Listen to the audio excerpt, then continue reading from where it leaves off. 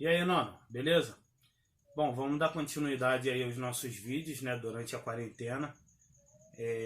Já tô cheio de saudade de vocês, né, que isso passe logo, que a gente possa voltar o mais rápido possível, né, às nossas aulas presenciais. Beleza? Vamos dar continuidade aí.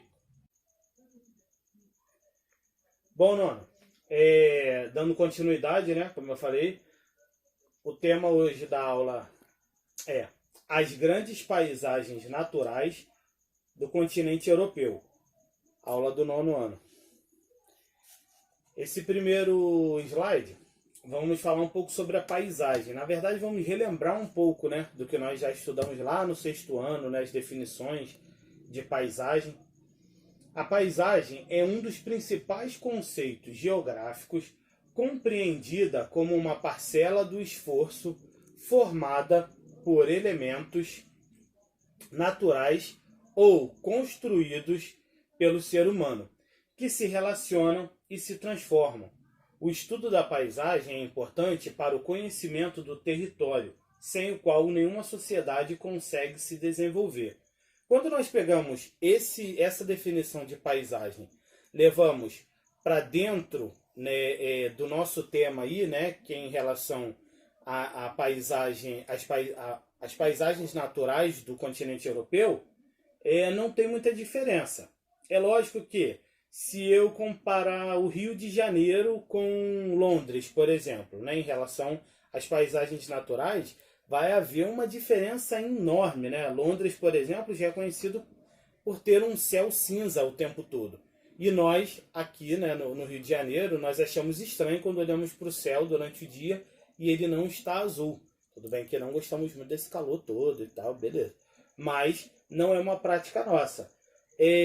A própria arquitetura é bem diferente, né? Até mesmo pelos milhares de anos, né, luz que eles estão aí culturalmente do nosso país. Então tudo é bem diferente, né? A parte econômica, as construções, a paisagem. Então há aí uma grande distorção aí em relação ao nosso país. Logo ali em cima, né, eu li compreendida como uma parcela do espaço formado por elementos naturais. No próximo slide, aí nós já vamos entrar na parte dos relevos, né, que também tem uma grande diferença, né, do tipo de relevo do nosso país. Lá tem uma classificação muito mais vasta do que a do nosso país. A formação deles é bem mais antiga do que a nossa. O relevo do espaço europeu tem formas e estruturas variadas, com maciços antigos escudo-cristalinos. Ou seja, escudo cristalino é a formação mais antiga, ela está mais desgastada, já houve bastante processo ali de intemperismo, de erosões. Ou seja, existem a grande maioria, né, do espaço é formado por esses escudos cristalinos. Sempre que estivermos falando sobre escudo cristalino, estamos falando de formações maciços antigos. Continuando aí, que se alteram com estruturas mais recentes. Aí nós damos o nome de dobramentos modernos. São os mais jovens, né? As formações mais altas, né? Aquelas cadeias de montanhas mais altas, nós vamos dar o nome de dobramentos modernos. É fácil de guardar por causa do moderno, né? O moderno sempre está ligado a algo mais novo. E planícies, bacias sedimentares. As bacias sedimentares elas são formadas através da erosão que existe lá, por exemplo, no maciço antigo.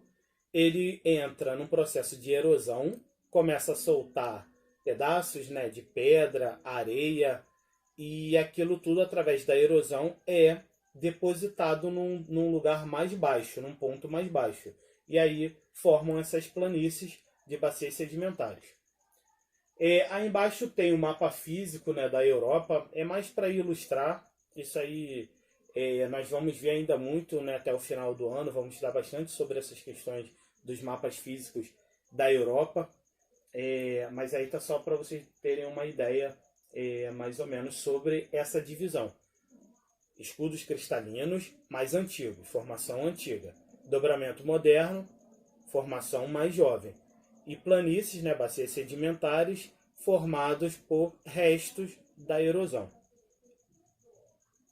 No próximo slide, nós vamos entrar num outro ponto. Todas essas montanhas ainda são tectonicamente ativas, né? Ou seja, já abri um parênteses aí.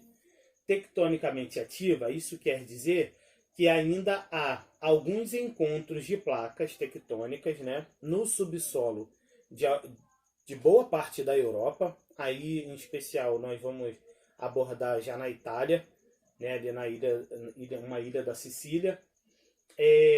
Essas placas, elas ficam em movimento.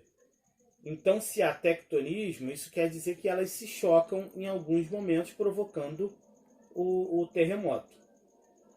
Com a ocorrência de terremotos, mesmo que esporádicos, né, mesmo que de vez em quando, em razão da altitude dessas montanhas, nelas a circulação de pessoas e veículos é limitada e o clima é mais frio.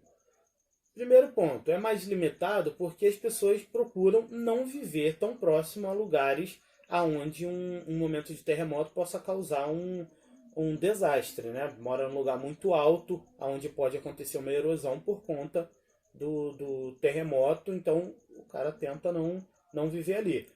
Vilarejos ao lado de uma cadeia de montanha é perigoso, né? Ele pode, em algum momento, pode acontecer um processo ali de tectonismo e causar um acidente. Nelas também estão localizadas as nascentes dos maiores rios europeus.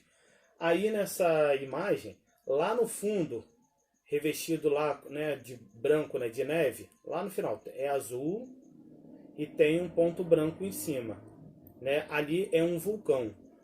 A grande maioria, quase que 100% dos locais onde existe tectonismo, próximo ao epicentro, tem um vulcão.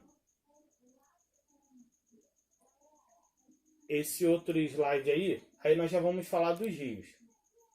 Algo muito importante na Europa, né, que são os rios. Alguns rios europeus são usados para deslocamento de pessoas e mercadorias desde a antiguidade. Aí o rio Danúbio é considerado o rio de maior relevância para a navegação fluvial europeia. Entendam, o Danúbio é o mais importante para a navegação fluvial europeia, né? Ele serve para entrada e saída de navios, de cargas, né? Esse rio também foi muito importante no desenvolvimento da sociedade ali ao redor, né? Principalmente em relação à agricultura. Havia ali primeiro a agricultura, eles colhiam, colocavam nos barcos, né, na beira do rio Danúbio e saía para distribuir para outros lugares. Então é importante isso, o rio Danúbio é importante por conta da relevância da navegação fluvial. Nesse próximo slide, vamos falar sobre a hidrovia Reno-Danúbio. Aí, na verdade, é uma parte meio que histórica, né?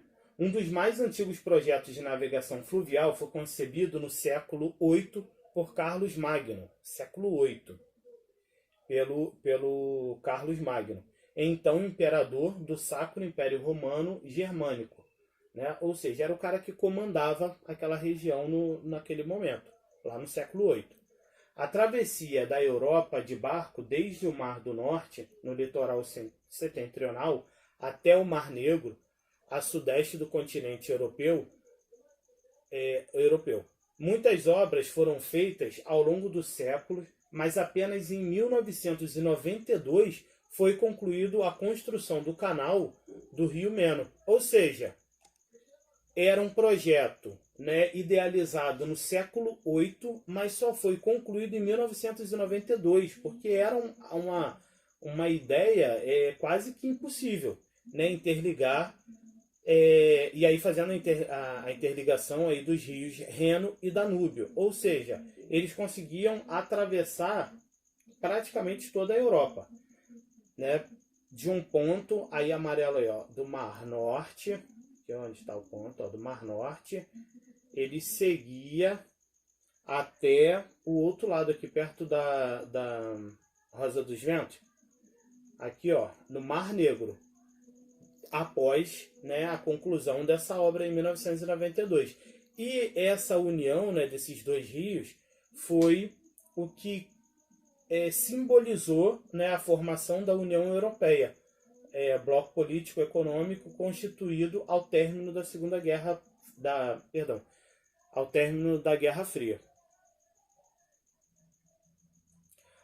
Nesse próximo slide, nas planícies russas, o destaque é o Volga, maior rio europeu com mais de 3.600 quilômetros de extensão. Ou seja, lembra lá do Danúbio?